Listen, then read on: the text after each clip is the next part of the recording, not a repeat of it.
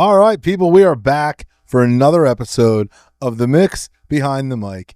Today's guest, no other than Korey Ottmuller, a.k.a. Korey Oats, one of In The Mix's 4 headliner DJs, 10 plus years in the business, 8 plus years within The Mix, also assistant director of the band at Gateway Regional here right down the street in South Jersey, and recently added to his list, international DJ.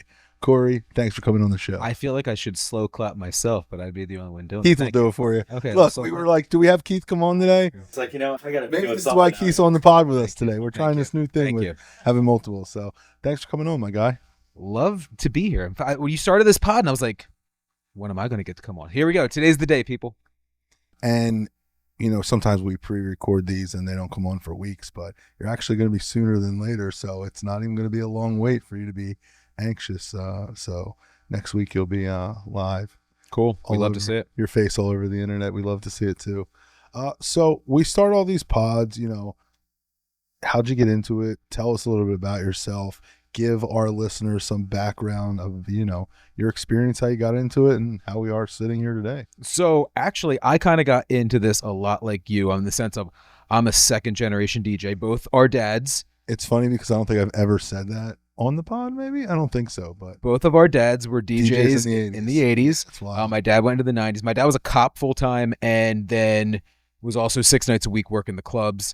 A lot of the ones up here, the Coastline, before it was a retirement home. Adelphia, before that was a partial semi on its way to a retirement home.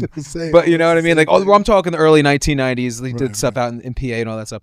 So as a kid, I was like, oh man, I'd like to DJ one day. Not really thinking anything. I mean, you're like 4 or 5 years old. When I was in 6th grade, I started DJing some of the school dances at the school that I went to. Yeah, which is kind of crazy, but knew nothing about it. But basically, it was like, hey, bring your CDs, press play, and when the song's done, play the next one. But you get into it that way.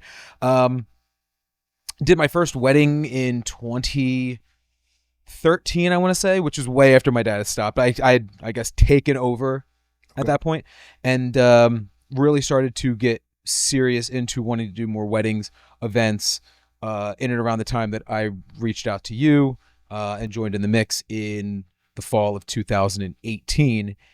And you can say this also personally. From that date when I started in September of 18 to 2025, I felt like I thought I knew how to DJ, but I learned how to DJ in the last 8 years, really understanding what it takes to be a DJ in this market, in this Philadelphia, South Jersey market, the demand that comes with it, and always changing the times. It's not like it used to be in the 70s. Like I talk about, I love disco, I love Motown and oldies and stuff like that. But those songs back in the day, your records would be 7 minutes long, and they were meant to be played for 7 minutes long in a club. That's what it was. Now you're lucky if you get a minute and a half out of most songs. So, it's changing with times and adapting. I'm so mad that I tried to do this big intro.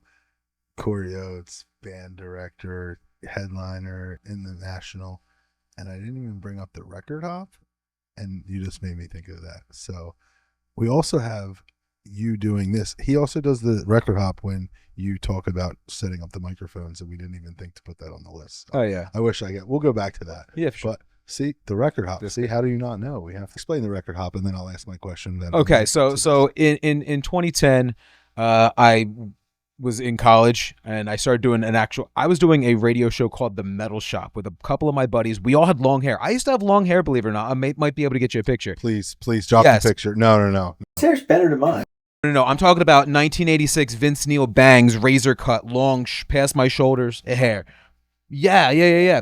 And me and two of my buddies, Brett and Bobby, we just had a show, and basically we were doing like morning radio, but like hair metal. So it was kind of like a late night feel, like a Jackie Bam Bam type of thing.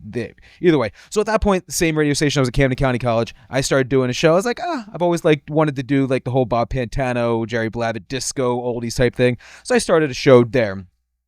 Fast forward, I went to Rowan's college, became a radio, TV, film major, graduated there for the business of communications in 2015. But from 2013 to 17, I continued doing my show there.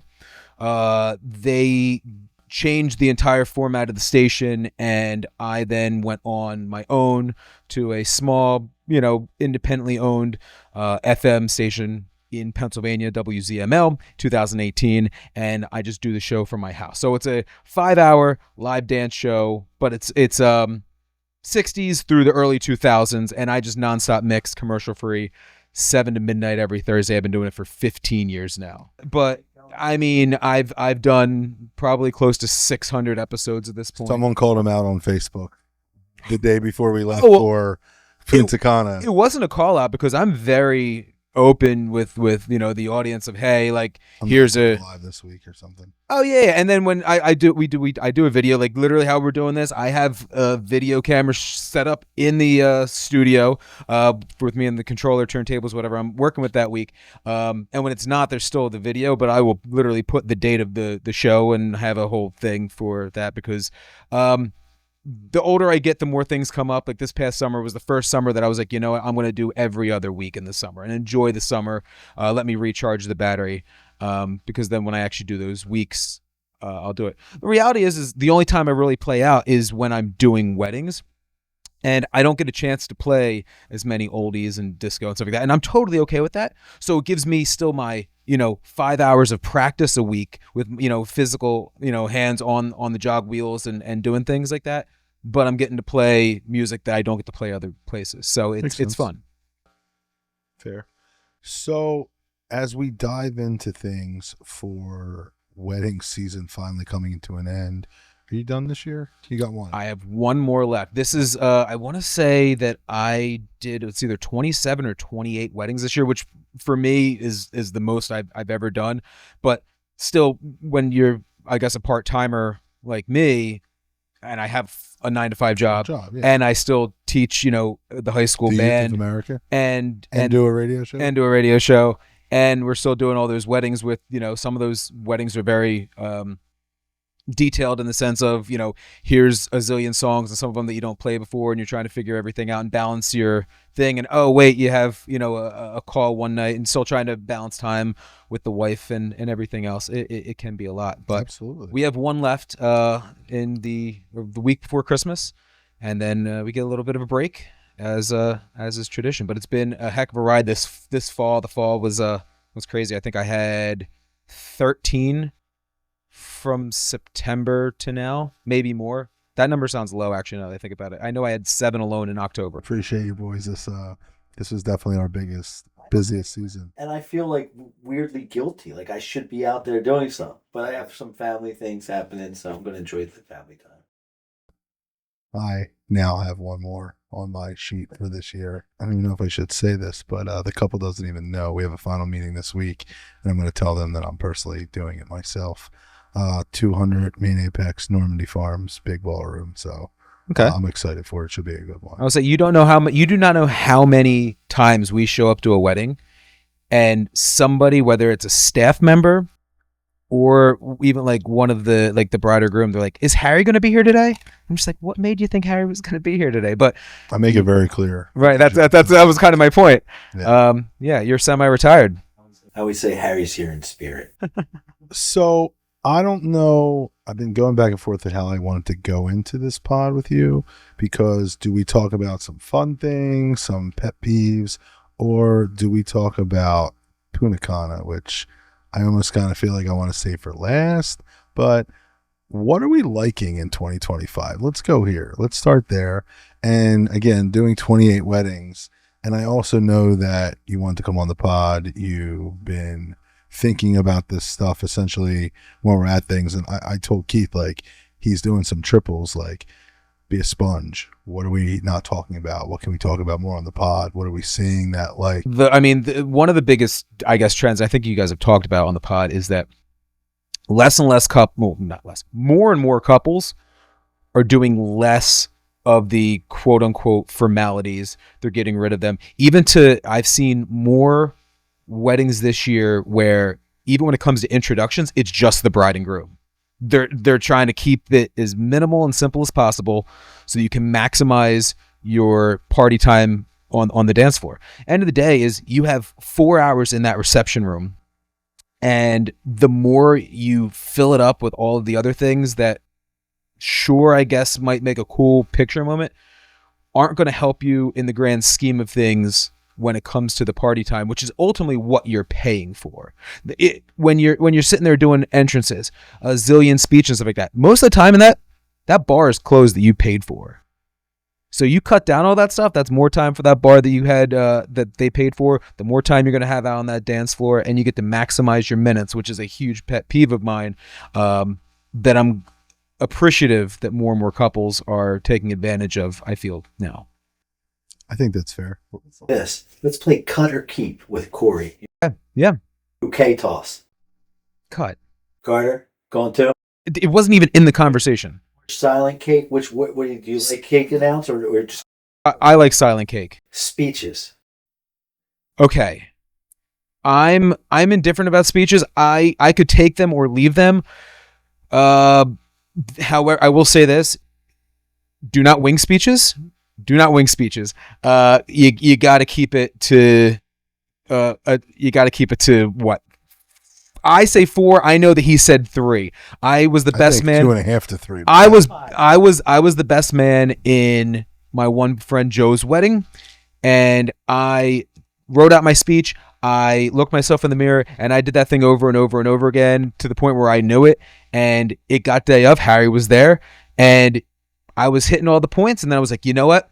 This is good, and it's gone on long enough, and I just skipped to the end, and we got through it, and it was probably in and out in 3 minutes. The point being, have an idea of what you're going to talk about and be familiar with it, because you're burning time, and you don't want to be the reason that people are talking after the wedding. People in the comments of a couple of our clips were saying cut speeches all together, which I don't think you should do that. I think I do like that I've been hearing that people are doing them at like the rehearsal dinners if they have them. Obviously, like I didn't even have a rehearsal dinner for my wedding. But if you're still doing rehearsal dinners, or like you get together, if you're doing something where the night before everybody gets together at like the hotel and chills there, by all means, I don't think there's anything wrong with doing the speeches the night before. Anniversary dance, cut or keep?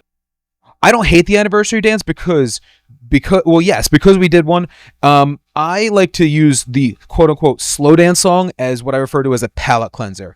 If I'm sitting there and I have a 2.5 hour dance floor and I'm hitting you hard with music nonstop, after about, an hour 15, it might be nice to let you up for some air, go to the bathroom, get a drink if that's your thing, let Mima and Grandpa out on the dance floor so they can get their one slow dance in, because you know that that's what they're waiting for. And then you can go right back into the energy, and you've kind of made everybody happy, and you've also made an event of it, as opposed to saying, hey guys, we're just going to slow it down here for the next 5 minutes with whatever, and then it doesn't seem like there's really a purpose. The anniversary dance at least gives a purpose, and you're kind of checking off a lot of boxes, and it's not that long. Usually if you find a song it's like 3.5, 4 minutes, the couple usually picks it too. It's usually not something that's up to me. So anniversary dances I am for. I love that at the end of the one we just did, the people that were like, they knew they were the longest one. They were 50 years, and they kept going, like, as I'm announcing it, because we did the opposite way. And I do like the opposite way way more. I've never done it. I've never done the opposite way. Yes, because of the fact that you start with the other way is you start with a full dance floor of people, and then you end with the 2 people. So unless you're doing it for a specific reason, I've seen it where it's like, oh well, we're gonna give my parents or my grandparents whatever, a bouquet, or we're gonna give them something. Sure. If you're not doing any of that and you're just doing it to do it or to celebrate your grandparents, parents, whatever, then you might as well do it the reverse way, where you build up and then you have a full dance floor of people, because then you can drop into the next song and you got a full dance floor already again, and everybody's had their chance to do it. I like it. I've never done it that way. Last one I'm gonna go, and then you guys can go back into whatever we did this at the wedding we were just at, and I definitely want to talk about it in this good time. We actually did the bouquet, what is it called? The dedication. The bride dedicated the bouquet to her mom. Yes. How did you feel about that? I thought it was fine.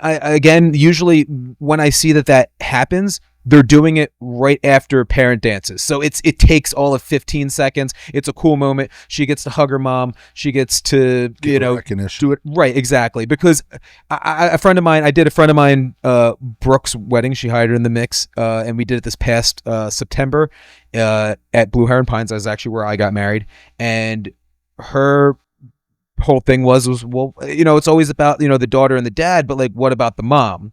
So she basically did the dedication to her mom with the bouquet. But then what she did real quick was she did a small dance. It was only about a minute and a half, but with all of the moms and daughters that were at the wedding right after. Because again, all those things, in my opinion, at this point in 2025, picture your parent dances and even your first dance, it's all about the pictures. You're getting these moments, which is also the reason why you can get away with cutting the songs now. You don't need to do a whole 5-minute song. Back in the day, my gosh, how many people got married to Always and Forever by Heatwave? The actual song's 6 minutes long. Now we're getting away with, playing first dance songs, and we're cutting them at 2 minutes tops. And they have plenty of footage, plenty of photos, video, whatever, and we keep it pushing. All right, so going back to this, let's talk for a hot minute on when did you get married? 2023. 2023. So 2 years ago, you got married. Blue Herons in Jersey. Ron Jaworski, shout out, one of our latest preferred vendors. I want to know, we talk about tips and tricks and stuff for couples. How did you go into your wedding different being a wedding vendor? What was something that, whether it was simply, I guess it's easy to trust me and Jim to DJ your wedding, if you will, but like whether it was any kind of prep planning, etc. Like I feel like there had to be things different that you did than everyone else did solely because you're in the business. Well, the two biggest things that come to mind is one, me and my wife paid for all of our vendors as guests. This way, when it came down to, okay, well, what's the order of who gets their food first? Well, obviously the couple's going to get their food first. I was like, cool. The next people that get their food is the vendors. So this way they can go off into wherever area it is. They can actually enjoy their food and eat their food, and they can come back and be ready whenever they see that, it's time that dinner's done, and they can start to pick up the energy. The other thing was looking at that room particularly. Every room is different at venues. Sure. We put the sweetheart table. Sweetheart table is usually always at the head or like the middle of that dance floor, and they put the DJ in the corner, which is terrible. So we just put our table in the corner, put the DJ right at the front center, and it made, in my opinion, a world of difference. Because this way too, you don't have that one table that's close or the other one that's you got to play over. Yep. And that's not just for there. There's a lot of venues where when you get that option and they want to put the DJ in the corner as opposed to there, like people just don't think about it because the venue more or less says, well, here's where it's going to go. It doesn't have to go there. At any point in time, you can say, well, I want this here, because the reality is like at that point in time too, one, if your vendors are eating second, they're not even in the room. Two, if they were in the room, what are they going to do? Take a picture of you shoving a steak or a lamb chop in your mouth? You don't really want that. Right. And so those are the points where you don't even want pictures. And then once you're done eating, you're not sitting there. So it basically, it's one of those things where you don't think the long term. You just think of, I guess, what is, quote unquote, traditional. But it's really something I feel that people should be doing more of, is looking at a room because you go into a tour, figure out what makes sense the best. I will always say having your band or your DJ, whatever you have, be as close up to the center of the dance floor as possible. I can't agree more. And, me and Keith discuss trying not to necessarily repeat things that we talk about on pods. Right. But in hindsight, I like that this topic is now brought up again because I really think it's not talked about enough.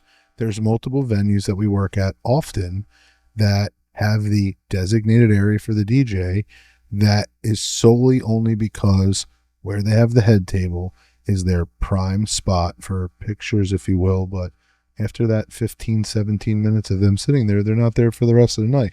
And like you said, playing over a table, blasting out a table because we're cocked in a corner is definitely like not the move. It's the worst. It really is, because you also have to think of the quote unquote traditions.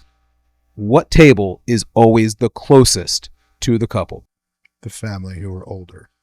And where's always the DJ, even if Right. they're not there? They're the ones right there. Right. And you have sometimes rooms with 150, 200 people, and you're even if it's just dinner music, you're like, well, I kind of want them to at least be able to hear something.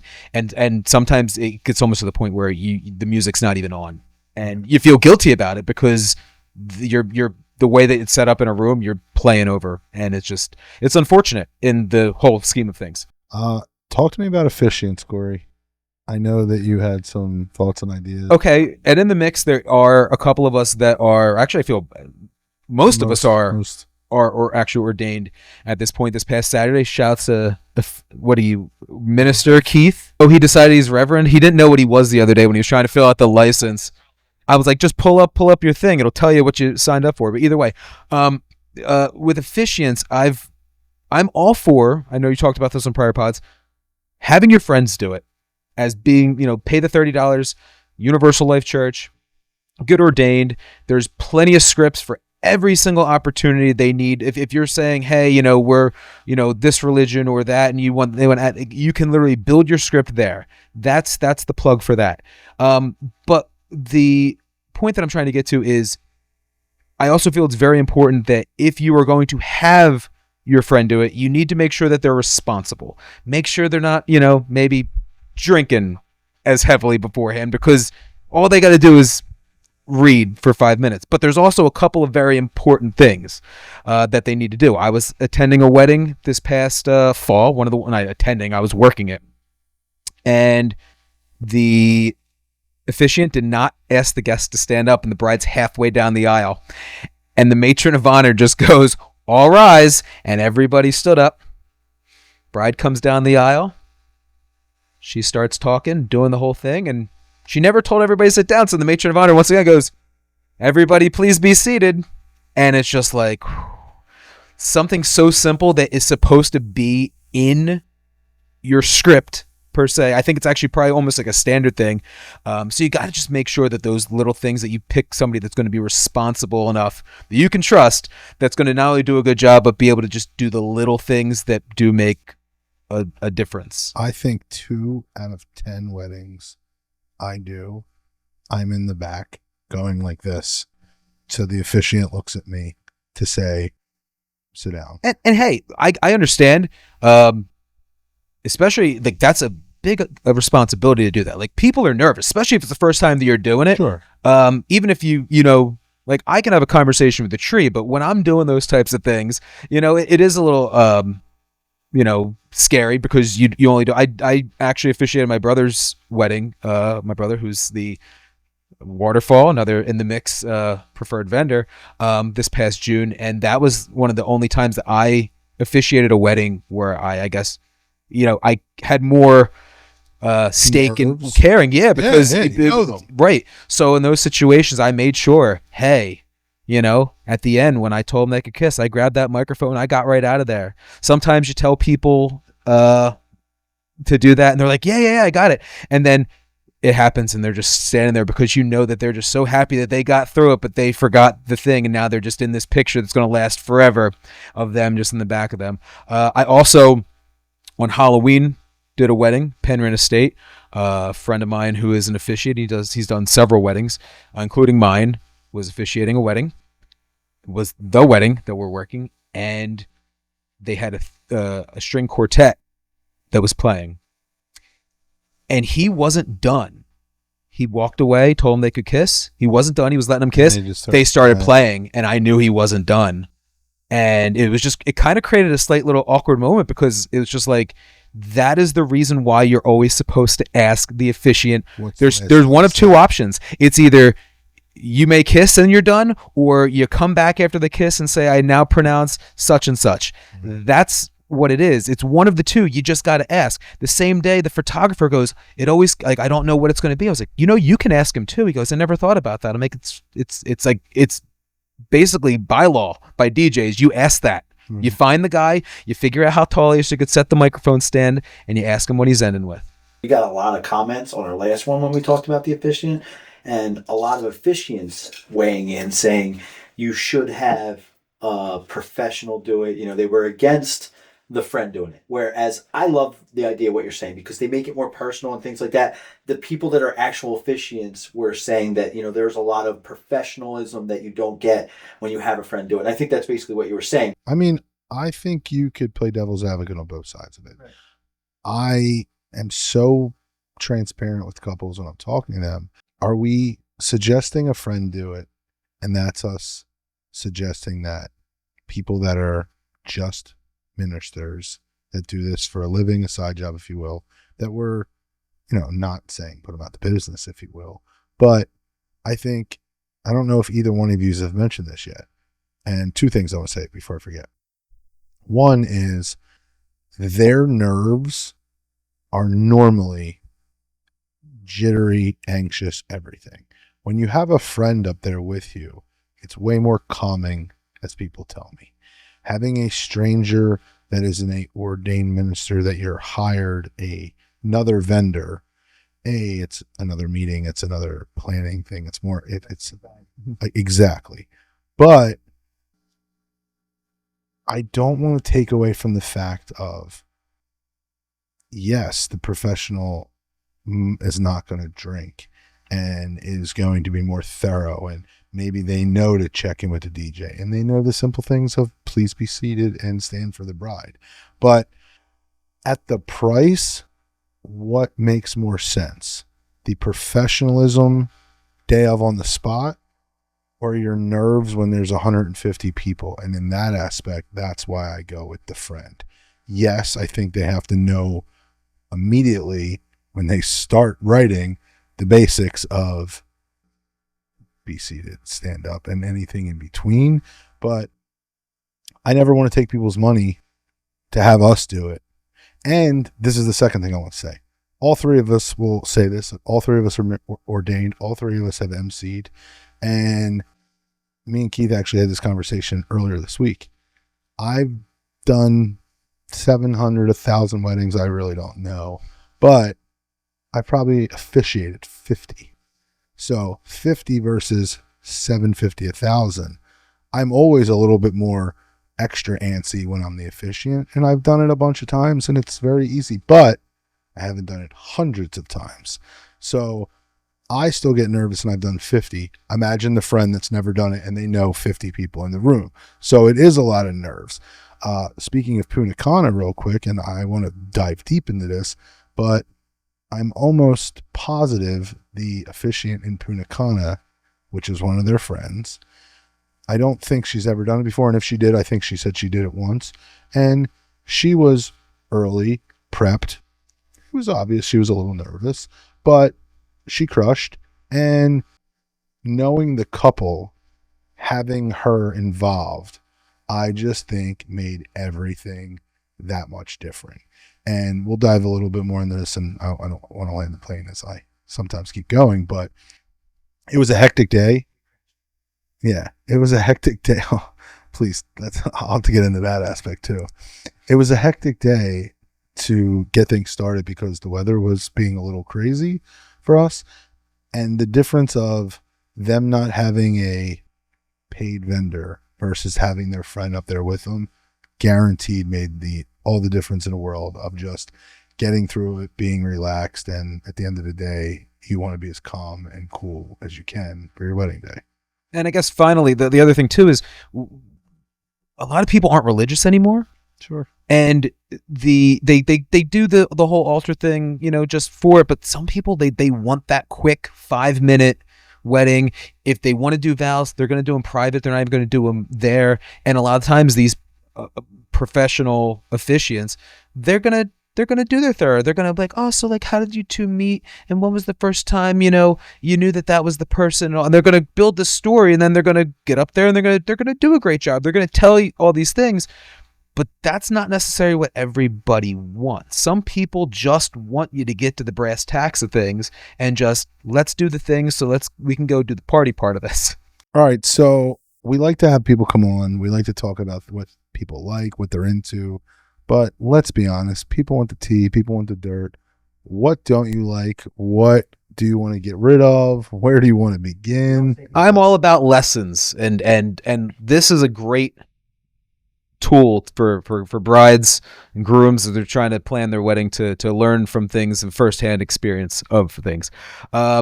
So a couple things that I've dealt with, and these are all things that I've dealt with in this past fall wedding season. I like that it's fresh. This is why. Right, yeah. So this is a mixture of a list of things that I've compiled just from firsthand personal wedding experience from working them as a vendor in the fall season of 2025. DIY weddings, which are becoming a very, very common thing. Do it yourself. Yeah. You rent a space, which now it's even in the middle of the woods sometimes, like literally anywhere you can do it. Yeah. And it's like, here's the land, and just, it's your canvas, paint it, bring in the tent, bring in the DJ, all this other stuff. I did a wedding this past fall. I was told it was in a tent. We've done since COVID so many things in tents. You're kind of used to it. There's usually some form of power. This one particularly, they never mentioned once that I needed to bring a generator. They had provided one, but it was so gunked up in there with like oil that I didn't have power for a while. We had to like clear the line, and then it was overpowered, which is another whole issue where it could have. I was getting like 130 on my meter. It's supposed to be 120. So that was a little scary. So I feel that the couples need to be a little bit more upfront with those things when it's a DIY wedding. Never an issue. I own a generator. It's part of the thing. You got to be ready for all those situations. But I do think that sometimes they assume more than they should. Sometimes I think that they should let you know more. I did another one where the bartender and the caterer were the exact same company, but they were obviously brought into this room. In this particular situation, they were short-staffed, so they closed the bar so that they could get the food out to the tables. The problem is it was like one of those like 90-degree days. You're in a barn. It's not a modern barn where there's air conditioning and fans, stuff like that. It was hot in there, and people were just going behind the bar and getting water. But the owner of the company comes over to me and wants me to make sure that nobody goes behind her bar because she could lose her liquor license. That is not the DJ's responsibility at all. Like, you got to figure that one out. What I eventually did was I just took her coolers that she had, and I just stacked them. Didn't stop anybody. I was like, I tried, but I'm not going to stand there and be the bar police for you. Absolutely. Here's one thing that has always bugged me, and it's still to this day, is when older couples, usually aunts, grandmoms, whatever, they're coming, they have not been to a wedding. You can tell in easily 25 or 30 years. Back then, it was fairly normal. The DJ might play 30 songs the entire night because they were playing the whole thing. Plenty of slow dances, all the line dances. They did the chicken dance, all that other stuff. Now these days, what ends up happening is the couple will come up and they'll start requesting like what was their first dance song in 1986. Yeah, or the one, the Heat Wave, Always and Forever. Love the song. Heat Wave had a lot of classics. I know all these things, but the thing is the only time to play those songs is dinner. I have no problem playing that stuff during dinner. The time to not play that or come up to me and ask me to play that song is when I'm in my first song of open dance. After I've been standing there for sometimes 2 hours and 15 minutes waiting for the chance to start and dance this group as much as possible. The last thing I feel like doing is stopping and playing a song from 1977 just for two people. It's not your day. Yeah. And that's the one thing that it bothers me with a lot of guests is they want to get their shit in essentially, as opposed to letting it be the couple's day and trusting their vendors and their taste of things.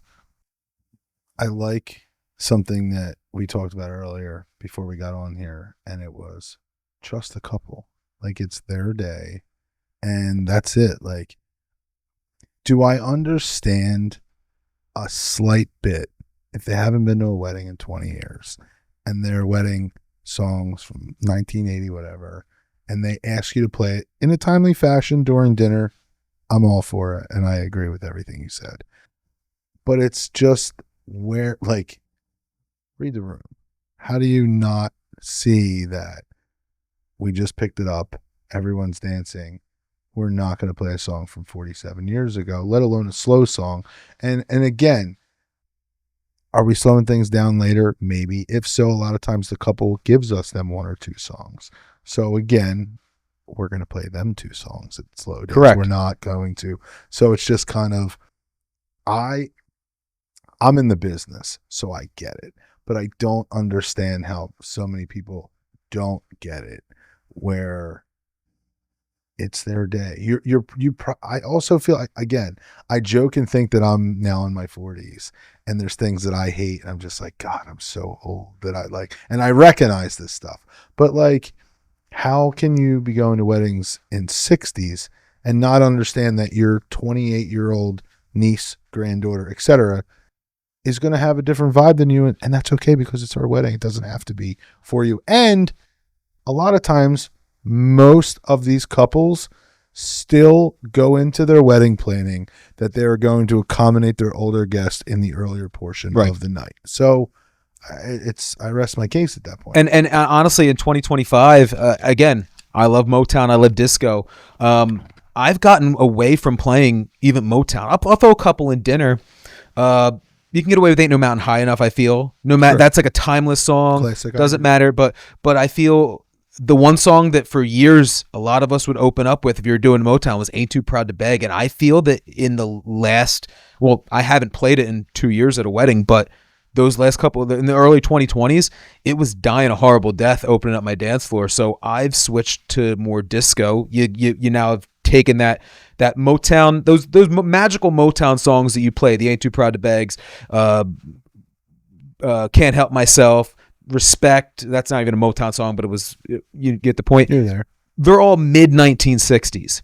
The big pocket of disco is like 1977 to 1981. So now you've fast forwarded 15 years, and that's what's going to be more with what your crowd's going to be if there is an older crowd, or even the younger people are going to recognize some of those disco songs to get the people on the dance floor. Grandmom and Aunt Carol are always the first two people. Usually they're going to rush out to the dance floor. They're ready to go. You play a couple of the classics, then you go into whatever you're going to do. You spend the first, ideally 45 minutes, I think you guys talked about this, first 45 minutes to an hour should really be focused on kind of everybody, making everybody happy. They've danced, and then that last hour or so is when you get into what is the couple like. Facts. Every single time I have my consult with the couple, not only do I tell them about the must plays and the do not plays, which are super, super important, but I tell every couple this. I said two things. One, I ask them how old they are, specifically so I can have an idea of when they went to high school,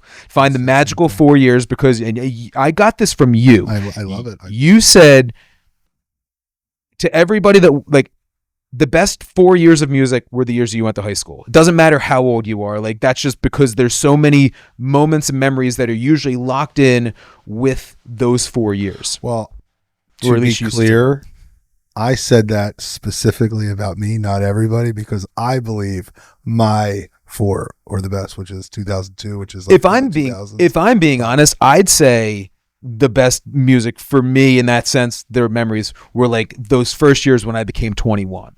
Give Me Everything and all that stuff. Those were what were hitting every single time. LMFAO was going off at all.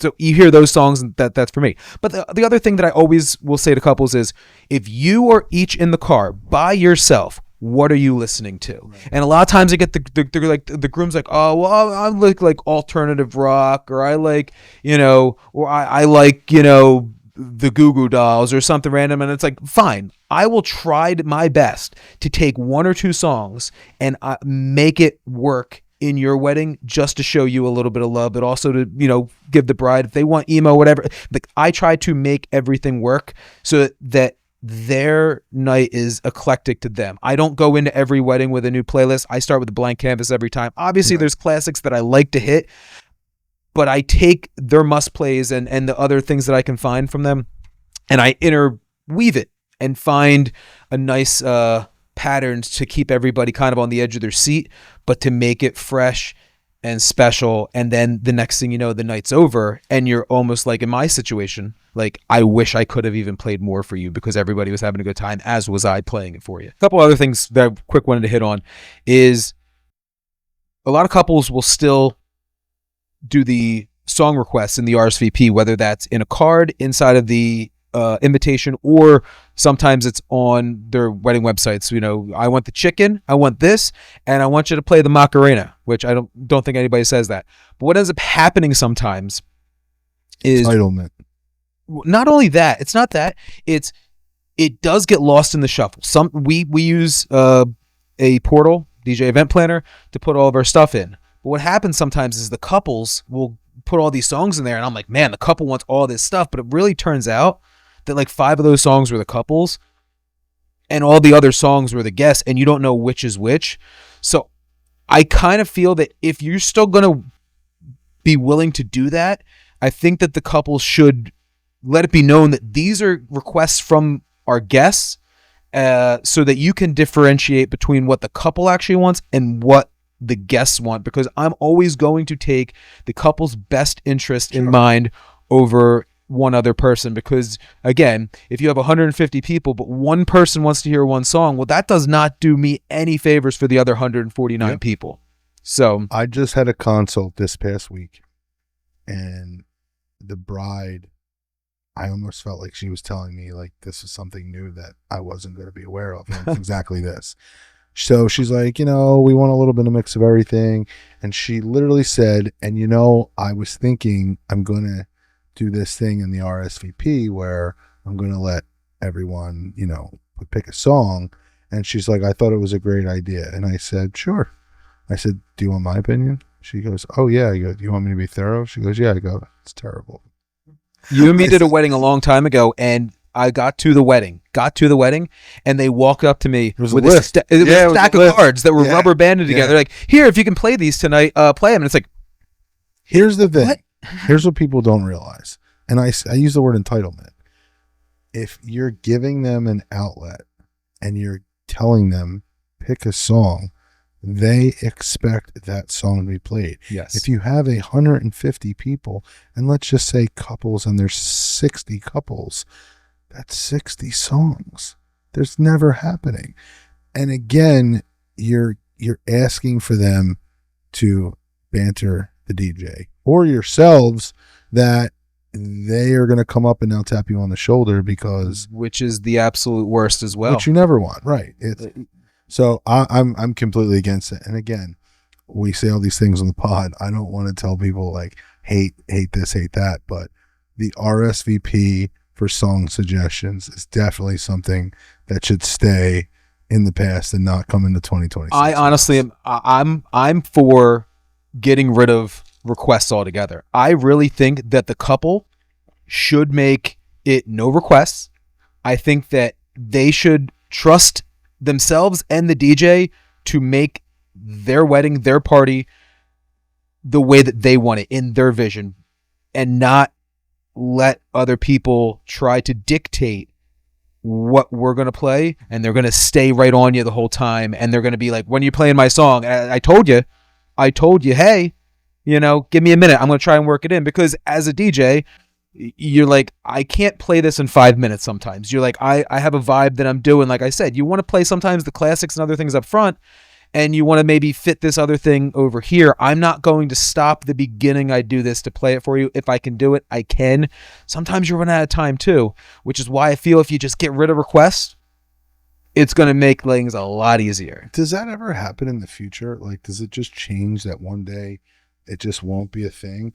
And I don't know if it's because there's always going to be bar and club DJs that people request songs at, that they do it at bars and clubs, so they don't think that they can't do it at weddings. But I agree. The thing that I think too is once people start getting alcohol in them too, for some reason, it's like one of those things where they're just like, they feel like they need to be a part of it. And by them suggesting it, they're going to add it in there. I tell couples that when I ask them, I always say, do you want me to take requests or not? And you always get, like, you can tell they're like, I don't know. And then I say, how about this? I'll be the music police.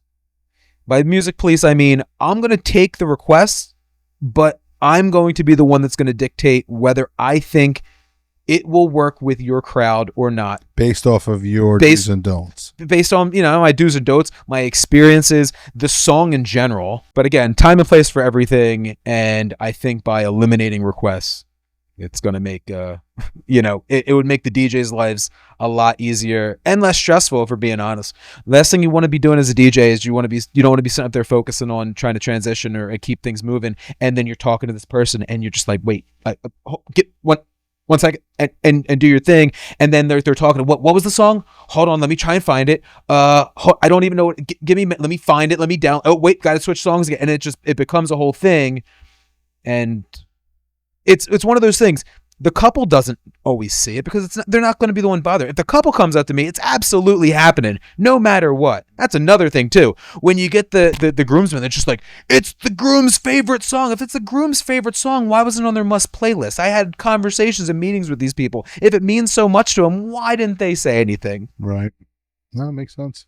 Is it time to go to Punta Cana? It is time to go to Punta Cana. All right, so I was excited for you to come on the pod, and I purposely wanted to wait until post Punta Cana to have you on just to talk about your experience. I mentioned earlier that you are now officially an international DJ, which I like to joke and say, but I want us to talk about doing pods more with destinations. I want us to do more.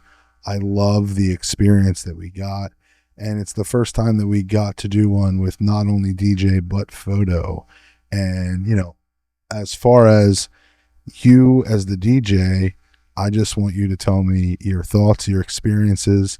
And I love brute honesty. Like, is there anything that you didn't like or thought would be different? And just tell us your experience.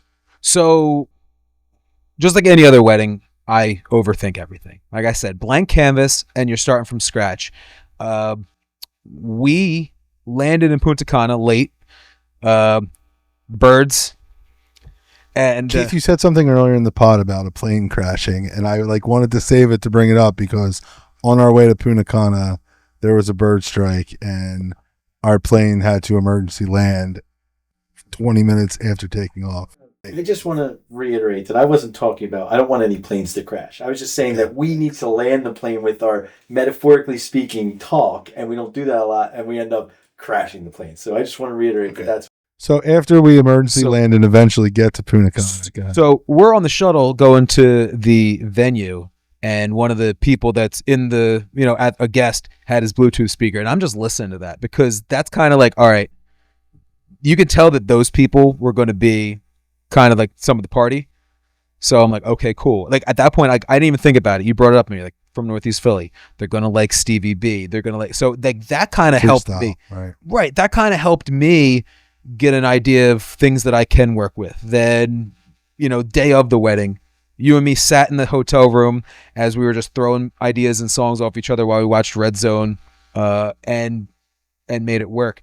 So I wanted to be over prepared because it meant more to me because not only do I treat every wedding like it's a big deal, like you only get one shot to do it. Super Bowl, right? It's the Super Bowl. I didn't want to have this one opportunity. These people brought me out there, trusted in me, you trusted in me, and I wanted to make this like the party that they wanted it to be.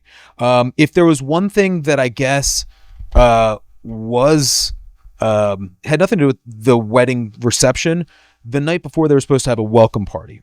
Now, this welcome party was supposed to basically be a pool party in the sense of it was going to be outdoors at a pool. You picture high top tables, just hors d'oeuvre type things, and a bar. And what the couple's request was like, hey, just play like cocktail hour music, like dinner music, stuff like that. It's going to be background music. It didn't need to be anything crazy. They didn't even want us to live DJ. They said, hey, throw up a laptop. And so we did that, made that playlist. what ended up happening was it started raining at about 2:00 that day. It was Corey. supposed to rain for 1 hour. Remember, this is hurricane season in the islands. Well, 1 hour became like, 7 or 8? So they had to move this pool party, this welcome party, and 2 weddings inside that night. And we were all room to room to room with partition walls.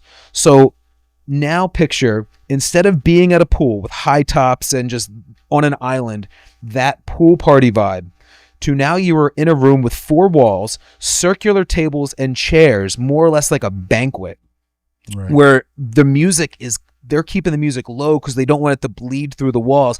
And it's 3 hours on the Saturday night when you're down there, and it's cocktail hour music, dinner music. And I should have thought probably more ahead to what if that happened?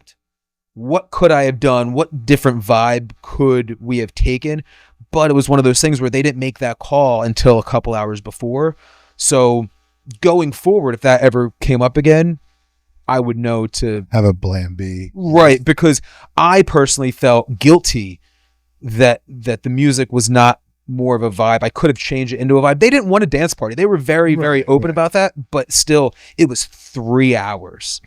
And by simply moving it from a pool to indoors, completely changed the vibe of the music. And I mean, listen, I know the couple was super disappointed it was not the vibe they were going for. But in hindsight, when we look back now, everyone predominantly went Friday to Tuesday. Most people would think they would have got married on Saturday. They decided to do Sunday Fun Day. He's a bartender on Sundays. They said Sunday's his day, Sunday Fun Day. And the rehearsal poured all night. And even though we had some showers early on during the day, by the time the couple got upstairs night of the wedding, it was perfect weather. And for what it's worth, I wouldn't have had it any other way. I was going to say, I feel that it started raining right when we started the ceremony. It started spitting. Right. Yes. It did not stop until, I want to say, 1 minute before they came to us and said, we're about to let guests up. And that's when it stopped raining, and it never rained the rest of the night. So crazy.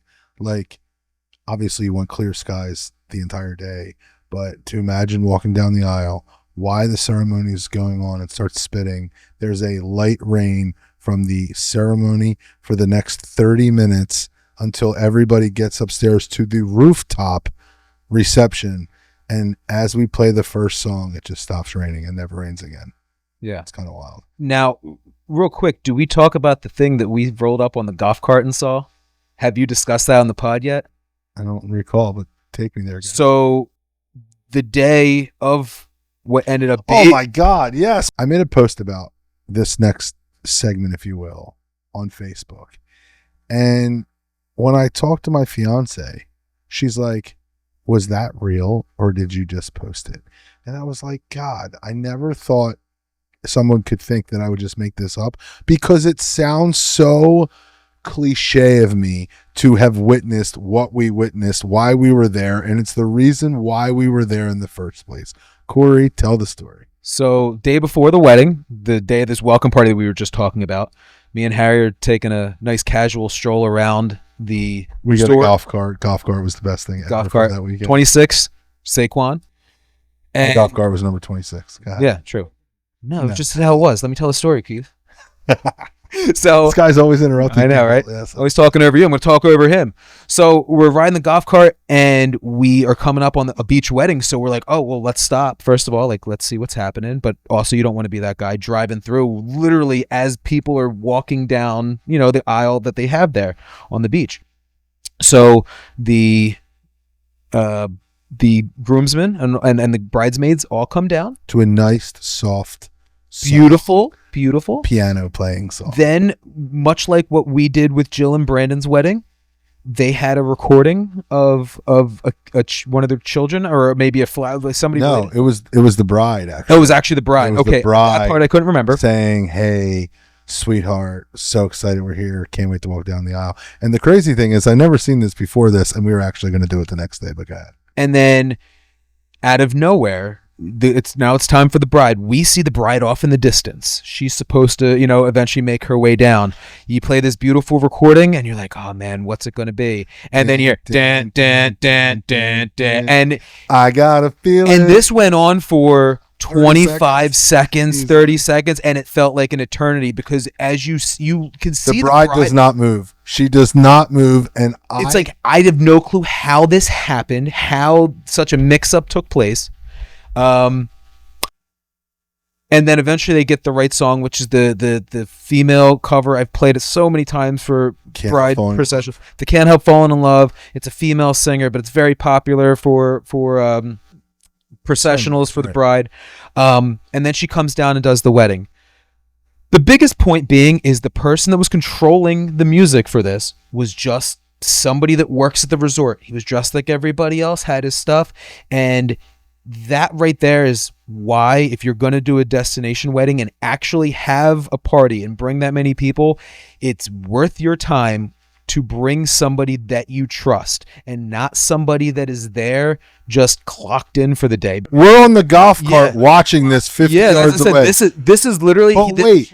This person's dressed like all the other workers. Like, he is a worker for the venue that is running the music for this ceremony. But wait, there's more. We're like a ShamWow commercial here. Okay. Now they're up there. The ceremony is going to start. But I don't hear anything. It's because she's talking and the microphone does not work. Well, also... And the guy who's now in street clothes that he keeps mentioning runs up to the front and does something. I don't know if they didn't turn it on, but the mic wasn't. The mic was not on, but not only was the mic not on, if the bride is facing this way, here was the mic stand. It was like the mic was like here, like facing on a stand. Like, we can't hear you. Right. So like that's my thing. Like, well, I was yelling loud enough, but that was the point. That was the point. Was the mic was like all the way over here. Yeah, exactly. So, it was like, first of all, I wouldn't have picked this person up because, again, 9 out of 10 people that your officiants are your friends, which is definitely what this person was as well. They don't have proper microphone etiquette anyway. Sure. So then you're setting them up for failure. Then the mic wasn't on, all this other thing. So it was just two pretty big mistakes in the span of a minute and 30 seconds. And that's, again, that is the difference of having people that you trust do this for a living, and you don't have to worry about it. It's stress-free when you hire people that actually know what they're doing, as opposed to, somebody that honestly he was clocked in that day. But that's what you're going to get, a destination wedding. So it makes it that much more important when you're going to do that you might as well outsource and bring in a crew of people that are going to do the job right. It's very simple to me. This is the easiest part of the day. You're playing some instrumentals. You play a song for the bridal party. You play a song for the bride. You have the mic working. Like, again, we don't know what happened post this. We never seen anything else from this wedding. We just knew. This is so crazy too. Me and Korey, 12 hours later that night, are on a joyride on the golf cart at like 1 a.m, 2 a.m, and like we see a golf cart go in front of us, and it was like the event planner letting the bride and groom off, same couple, at the end of the night. And I'm like, God, I wanted to stop them so bad and just it was like, it would have been so weird, and like, but it would have been like so great just to hear their like experience, and like, would they say they were great or would they talk shit? But when we watch something that should be so, I don't even want to use the word easy, but like, we do this every weekend and this is just something routine, but like, if that's the experience they had for their 20-minute ceremony, what was the experience like for their 4 or 5 hour reception that day? Right. And again, going back to Amanda saying, was that post even real? It was like, and to be honest, I can't stress to you how annoyed I am that I didn't record all this. And it sounds messed up to say, but like, watching that bride's face, I was a deer in headlights for her, of just in awe of like, this is really happening. Like, we see things on, there's I don't know if you guys seen it, and I think you might both have, but there's a super viral video. It's probably 10 years old at this point. And it's a bride walking down the aisle, and it's like, din, din, din, din, and whatever, like what is that, Canon D it's called. And then all of a sudden it starts, din, din, din, din, din, and all of a sudden it's like, I'm in Miami, bitch. And it goes into like this techno song, and she's halfway walking down the aisle. That's where I'm like, I immediately thought I was in this like portal of like, I'm really here experiencing this. Like, these are only things I hear about in people's worst nightmares or in memes and reels and shit. And it's just like, we really experienced that. So it was wild to see. And it was like, again, this is what, and I literally said it to Korey 5 times in the next like 20 minutes. I was just like, this is why we're here. It's that simple. Like, I joke and say like, we're always the peace of mind morning of your wedding. And I joke with brides and say, worry about your hair and the weather. In Punta Cana with some rain, she literally got to only have to worry about her hair and the weather and not us running the show for the day, if you will. I had to look at the calendar, but if you know this couple and they got married at the Hard Rock Punta Cana on Saturday, November the 15th, 2025, you have them reach out to we want to hear about Behind the Mic podcast. We'd love to hear you. Such a great call, Korey. Let's, we could talk about this all day, but let's get to the reception. Thoughts first off. I know I said this on my own Facebook post, but you might have said you overthink it. I think it was my favorite set you ever did. The groom complimented you a lot post. And we said this on a pod earlier today, another one recorded, but it's a weird feeling to be a wedding DJ, wedding MC, and have the couple or their guest look at you like you are Justin Timberlake rock star level, if you will, because you did your job. And I always, Keith's an MC, he can understand it. And even more for the MC aspect of like, you were the voice and the hype man, like you didn't DJ and they are applauding you. But take that into Punta Cana and we're at the pool bar with them the next day. And like, again, like feeling like $1 million when you got to clap, you got an applause walking up to the bar, the pool the next day. Right. Like it was just such a cool feeling vibe. But thoughts of the reception, talk to me. What are you thinking? Well, again, like I said, I was overthinking everything like usual. Once I got going, I was fine. I was in a groove. I'm a big proponent of this in the sense of, if I can play hip hop, 2000s, 2010s hip hop at your wedding, then we're going to have a good time. I feel that when they don't want hip hop, you might get an okay time, but I feel that hip hop crowd usually kind of opens up a lot of doors for you as a DJ. And that's kind of why I felt we stuck a lot too. I was able to play a lot of things I normally don't even get to play at a lot of weddings. And we were just vibing. I'd put my head up and it's like, okay, this works. Let's try this. And we found a flow. And the cool thing for me too was, this is the first time in all the years that I've DJ'd that I basically got to do a hybrid. I DJ'd the first hour and like 55 minutes of it. And then Harry, you came on and you did. It's been a hot minute. Right, he came out of retirement. It's been a hot minute. And he put on a set and I have some probably. Please send them to me. But at that point I switched to emceeing and you go to me, I can't believe that I'm saying this to you, but you're at a 10. I need you to come down to an 8. I did say that's so great. So in the moment, I just was like, I think he's doing more mic work than I would do. Let's bring it to an 8. Again, I think it was awesome. I loved hopping on to end the night, to be honest. I've known the groom, Brandon, for 15 years. I used to DJ in a bar with him. So anything that I like put together is like a little mini set. I wanted that vibe of 2010, if you will. Like, so I just thought it was awesome. The crowd was great. And here's something else that I think that we have to put in perspective too. We do a lot of weddings for 150, 250 people.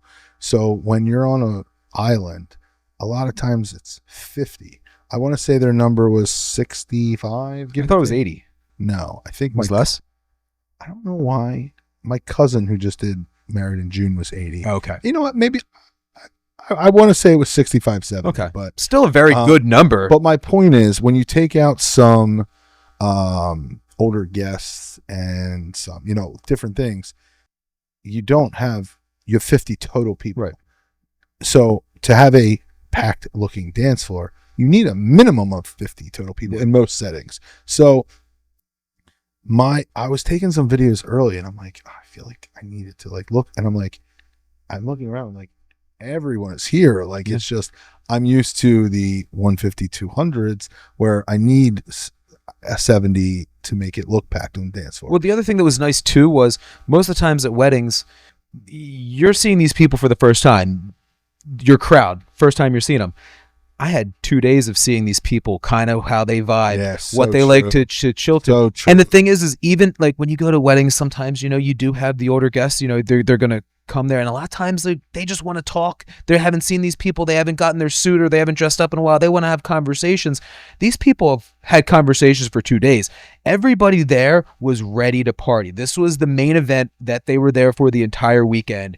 So it honestly made my job as a DJ that much easier, which helped me vibe to, it was just a bounce back. And it was honestly probably the fastest hour and 50 minutes of my life. I felt like I was on for 15 minutes. You were on for almost an hour, which is crazy. So at the end of the day, I think we're both in agreement of destination weddings are awesome. We'd love to do more. And I don't really see any flaws. The people that you care to be there come. The ones that you probably invited that didn't care if they didn't come, probably didn't come. And we got good weather. We had an awesome crowd, and 10 of 10 in my book. You said it all. In the words of Korey, amen, brother. That's all we got. Appreciate you coming on the show, Korey. Maybe we revisit this next year. You can make a list of all your things to follow up round 2. Would love season to. 2. We'll see you next holiday season, I guess. Love it. Thanks for coming in, brother. Later, brother.